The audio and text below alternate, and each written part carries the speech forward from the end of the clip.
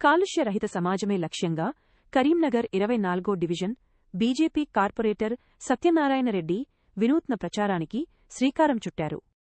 మంగళవారం జరిగిన municipal council సమావేశానికి ఆయన స్వయంగా సైకిల్పై వచ్చి అందరినీ ఆశ్చర్యపరిచారు. పెట్రోల్ వాహనాలను వదిలి పర్యావరణ పరిరక్షణకు ప్రతి ఒక్కరూ మొక్కలు నాటాలని ఈ సందర్భంగా ఆయన పిలుపునిచ్చారు. తన 5 ఏళ్ల పదవీ కాలంలో ప్రతి కౌన్సిల్ సమావేశానికి సైకిల్పైనే వస్తానని ప్రకటించి తన అంకిత భావాన్ని చాటుకున్నారు.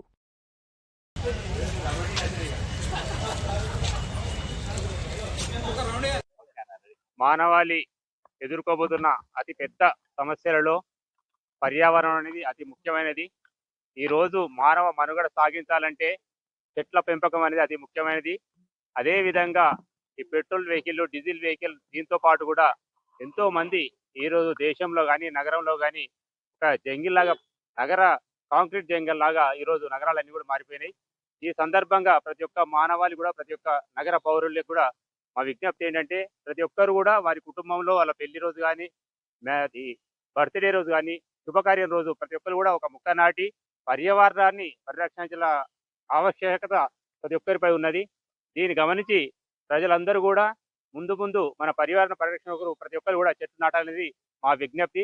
అదే సందేశం ఇవ్వడం కోసం ఈరోజు ప్రత్యేకంగా మా డివిజన్ నుండి ఈ కౌన్సిల్ మీటింగ్ రావడం జరిగింది. ప్రతి కౌన్సిల్ మీటింగ్ కూడా నేను సైకిల్ పైనే రావడం జరుగుతుంది.